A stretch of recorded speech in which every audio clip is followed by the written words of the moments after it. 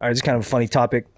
So I don't know if you guys have ever seen this opinion that men who want a traditional wife are sometimes more often viewed as misogynistic because of that. Really? Yeah, I mean, I don't know how popular that idea is, but it's out there. How trad do you want your wife to be?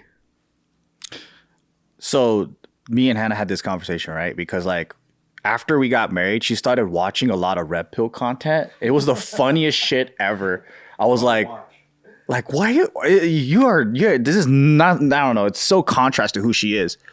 And then she brought up a hella good point because she goes like, you know what's funny is these guys' idea of what is trad, it's not even traditional. It's post World War II, 1950s, where it's actually a new idea. For the like real, if you talk about real tradition, What's real trad? Yeah. real tradition is for the most of human history, husbands and wives were fucking peasants working their asses off on the farm and with the children doing child labor. That's traditional. All across the globe.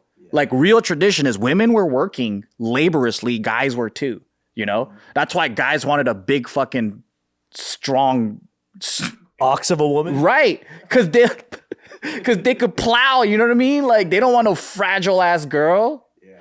I mean, like a stay-at-home mom, like that is a new idea. That is a new concept, and it's only doable because of the wealth of the post-war era of a like single earning income like family. I do think that's what people are referring to though, because Yeah. most people don't farm anymore. So I do think when everyone talks about trad, I do think they think like that, like stay at home mom. Yeah, she's just wearing an apron the whole time and she's just making food, ironing the husband's pants. Do you have like a desire for that kind of marriage? Yeah, even more so. The desire I really have, you ever see those like old school films where the fucking dude bends the girl over and spanks her and smacks some sense into her? Oh, I don't know what's gotten into me. I'm like, fuck yeah, dude. Why is that toxic? Can I say that? No, dude. That sounds like a porno. No, dude. that's old school movies. I'm like, oh, those were. Time you learn your lesson. Yeah, so what do you guys all think the idea of traditional is like? What era? Do you think it's the 1950s, like dad goes to work, mom makes, Cupcakes. yeah. When I think trad, I think my grandparents. So they had pretty like, I guess, stereotypical gender roles where Grandma didn't work? she didn't work at all. She stayed home, and she was actually the one that managed the finances. Like he goes out to work and he brings them all the money. She manages the finances, sets money aside for what they need to spend on. The dude knows jack shit how much savings they have. That's Japanese style too. And then like she saves all the money, and then he thinks they're poor the whole time. And then like later on, like when my aunt needed to buy a house or my mom needed to buy a house, they just all of a sudden had like $100,000 US. And it's because like the mom did such a good job of being frugal, you know? So that, and then the dude calls the shots on the big things, but the interpersonal small things within the house, the lady calls the shots. So that's how I pictured it. And then the dad like doesn't really cook, but he cooks like on special holidays or something. So what do we think? It's different from Western traditional, because like Western traditional, I think like it's like men handle the finances or like, But the ass beatings are done by the dude. Kids fuck up. I agree with that. It's like dad goes pow pow pow pow, and then in a row. yeah, and then the kids go to the mom, and the mom does the explanation. Kind of like good cop, bad cop, you know? Because the dad's like, you fucked up. Here's the law, and then here's like the counseling behind. You don't do this, blah blah blah. Yeah. That makes sense. So when people are like, when you have these either men or women that are angered by the idea of a trad, Angered? yeah, they like get pissed off about that. What the hell are they thinking that they want to do that's not trad? Like, what's the untrad wife I think to them? You think? so. I think it's people. So I think it's a core perspective on life. My core perspective is males and females are not equal. They're already different. not like one above the other. High value, low value, but just different. They're already different, right? It's like comparing like fucking a tiger to a bear. To a better tiger. Cooler tiger. Yeah, cooler tiger, a stronger tiger. I can lift more. And longer. It's like a tiger with a cock and a tiger with a pussy. Yeah. Like, and then Tigers. so exactly. So I feel like there's already like innate strengths and weaknesses in both. And so the reason why I like it is because like when I see the way Gio nurtures Taika, there's no way I can even be that nurturing. Like when Taika's sad and he runs over to Gio, like we're watching a fucking cartoon and the Frankenstein looked too scary yesterday. Taika runs over to her and she hugs him. It felt like a warm blanket and I wanted to dive in. I'm like, what the hell? That's crazy. And so there's like these like pros and cons. Yeah. And I think to me, the reason why I want that, and I'm like, you want to put people's best foot forward. Just like a basketball team, right? You got like, if you got fucking Yao Ming who's 7 feet tall, like why is that motherfucker trying to do handles and shit? Like he should be grabbing the rebounds. This fool's trying to fucking like let Allen Iverson, the 5'11" guy, do the crazy shit. Right? Trying to do fucking crossovers. I'm like, get that big ass Chinese motherfucker over there to grab rebound. That's kind of how I see it. But I think the other perspective is like, oh, they're equal. So if they're equal, then if they're making you, they're seeing the other stuff as low level work, which I don't. I think it's a coexisting system. But if they see like family raising as low level work, then they're like, no, I want to be like you. I want to be an engineer just like you. And you know, okay. Yeah. It's all about the viewpoint if they're seeing it in terms of like a meter of quantity. Yeah. Because I can never do what Gio does as a homemaker. I never. Whenever I hear people talking about like when they're against it, it usually has something to do with control, freedom, and rights. So for example, like women couldn't own bank accounts and shit like that. And like, I mean, they think they're going to be taking steps backwards where now men are more like the authoritative dictator of the home and women just have to submit because the guys that do talk about the trad wife shit and all that too, the words that they use sound like a power dynamic where women, because it's like, oh, she's submitting or whatever, right? And I'm all like, yeah, but this is where people get confused in what the dynamic is. Because then when you think about tradition, you go, oh, yeah, like guys kind of controlled everything and women couldn't vote. So then that's what people might hear when they hear the word tradition. And then they're like gonna argue on the wrong shit. Because for me, I'm all like, well, we moved past that. We're not going back to that. Yeah. But I think the people that hear the word tradition, they hear that and then they hear the oppression and they go, I don't want to go back to that. Fire up, yeah. Like I don't want to go back to that. Like I think there's also examples of like, let's say single family homes and then women telling their daughters like, hey, you have to have a career. You can't rely on no man. You know, like things like that. And they grew up going like, no, we got to be fucking 50-50 in this shit because I just don't know if you're going to leave me one day. I need to have my shit covered. Yeah. Which is very real. It's real, right? Because how many stories have you heard where like the guy was the bread earner, and he's like, she was the traditional. Yeah. And that's a form of control. You know what I mean? Yeah. And then all of a sudden, like he bounces or something happens. And apparently that happens a lot. It's happening so much that it's happening. So she has no insurances, right? So it's like, exactly. What is she supposed to do? So I think when people hear tradition, they hear like, I have no insurance. I have no freedom. I have no, because they're not looking at it in a way where it's like, I completely trust this person. And I'm in this marriage because we're a team. There's grains of truth to it. But I don't blame them either because like in my family situation, my grandma had a divorce and like she didn't teach my mom to be a feminist or anything like that. But it was kind of a reality of like, hey, if a guy fucks up in your family, they could wreck your financial situation like crazy.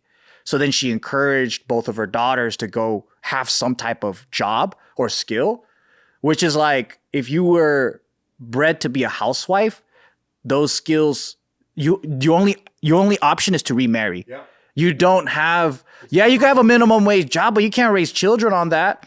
And then even if it's not a shady thing, like what if he just died? Yeah. Yeah, like if it's not shady, but natural causes, yeah. He dies, and then you had a traditional relationship, and she has no degree, no skills, nothing. What is she gonna do to like? Yeah, she could be on welfare, but like, come on, like that's tough, you know. Yeah. So I think there's like the reality of like, can we ever go back to traditional? And then also, how do you like protect women from like, how do you give them insurance, basically? Well, these days there's life insurance. So that's helpful. So if he passes away but I don't know if it covers like cheating and just guys bouncing. Yeah. No. Which is probably more Cheating prominent. You're like, this is sick. This is a good policy. But then I guess that's why if a guy dreams of a traditional relationship, he's looked upon as toxic maybe, is because he's not looking after her insurance. But like back in the day, I feel like the reason why we were able to have it is because we had more community and accountability. So meaning like everyone belonged to a church, right? So like if something happened, the church backed up like they would keep the guys in check. Like most guys won't have a divorce because it's shameful. Or like they won't be cheating all day because you can't. Yeah. Absolutely. A lot of people stay together. Yeah, you stay together, you keep the unit together. Whether it's for better or worse, they just did it, and you know. And if the husband passes away, the church takes care of them, right? So there's just so many safeguards to making sure that the marriage stays intact. You know what I mean? Like, I don't know. I feel like now everyone's isolated and they're on their own. So then there's no community, there's no backup. So everyone's kind of like, I got to make sure that I'm okay. But can we go back to traditional? Maybe if you're loaded. I think trad to a lot of guys also isn't just like it's which sounds weird, but like a lot of guys, when I see them talking about describing what trad is, they'll like use words like, I just want someone soft and like, you know, feminine, and then they get flamed for that. Damn, why? Yeah. Because it's like a thing where like a lot of women today don't feel like the guy should even be speaking on that. Like you don't have the right to decide that shit, or to be like. Guys post this and they put it like on stories and stuff. Yeah, it's just like it's just around. It's a lot of like manosphere type shit too, but it's interesting. I don't want a girl that's fucking trying to dap me up and shit. Hey, what's up, man? Good morning.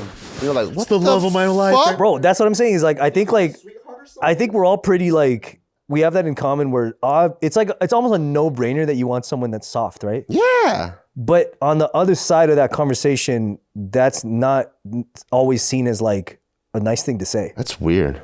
You know what I mean? Because they take it as being weak. Yeah, because you're like, in a way, you're also, from their perspective, I believe you're invalidating what they might be. Like, what if they are not a soft one? What if they're a career-driven, hardcore, fierce woman? Like, then it's like, oh, I'm a boss bitch. I don't care how badass they are. I want the soft side of them at home. Yeah. Same thing as me. Like, I think she would feel weird if like I talked to her the exact same way I talked to a guy that's robbing me. I think that's what these guys don't know is that when a woman relaxes around you, they become feminine. So like you could have the most CEO boss bitch whatever, but then when they trust you and fall in love with you, they relax. they're not going to be soft while you're debating them. No, they want to be like that. Stuff is like a lot of those guys, I truly don't believe they've been with like a normal girl. I don't either. Yeah. Long period of time. I think they're just I don't think they have. because it's like these ideas of women that it's like, bro, is it that hard to find like a soft woman? Like that's your criteria? Yeah. Women don't treat you soft if they feel like you're inferior. So for example, like Threatening. Like if you feel some type of way, like Watch throw them back. Yeah. you're a fucking creep, like it's like they're gonna have their guard up. or I think the other issue too that I feel with people that are dating nowadays is that they don't get past like the 2-date mark. Yeah, they got too many deal breakers that go into effect right away. Yeah. And then like sometimes they don't get to that point where they can get to know somebody a little bit deeper. And I think that's what people are missing. Yeah. And then sometimes they just assume like, oh, this bitch sucks. This chick is weird. Hey, it's all about red flags. Red flags. It's like, dude, nothing happened yet. It's just a flag. Like you're trying to be an oracle in your own relationship, thinking, "Oh, it's never gonna work now that I've seen this sign." Dude, some of these dating stories you hear though, of like how some guys are when they go to like on a first date, the guy's immediately like, "Hey, I have a jacuzzi back home. Do you want to come back with me?" And it's just like, dude, imagine if you're getting that all the time. You're like, dude, fuck this. Like, what the hell's the point? And in a lot of cases, like you yourself are the red flag. Like you yourself are messing it up. But a lot of guys act like, okay, I'm the catch. All of you got to work to impress me. Yeah. But it's like, dude, you're both sitting at the table like that. Yeah, and they're So it's a weird position. They're both like the pharaoh, being like, entertain me. Why should I date you again? It's all prove yourself to me kind of shit. I don't think that they're the majority. No, they're not. They're not at all. Like the loud minority. They are the growing number. I would say. I would say they're the growing number because back in the day when we were frustrated about dating, you just dusted yourself off, you moved on. Nowadays, you get frustrated, you look online. That's the reason this happened. Exactly. And you find something to blame, and then it's these people with new ideas that you're like, it can't possibly be me, and you dodge accountability for the rest of your life. And then you start going down the rabbit hole, you consume all their content, you're like, oh, that's true. I agree with this. And then now you go out in the world and you're looking for those biases because that's what you're consuming and you're taking in. Because I feel like that's what happens with some of these guys, man. I do too. I think the spiral of going down manosphere type content is because you're dodging accountability. That's the only reason. Once it's your fault, you don't need that shit no more. You just go, all right, if I fucked up. Yeah. And I'm speaking from experience. Me too. Too much experience. 2 coffees, just in case.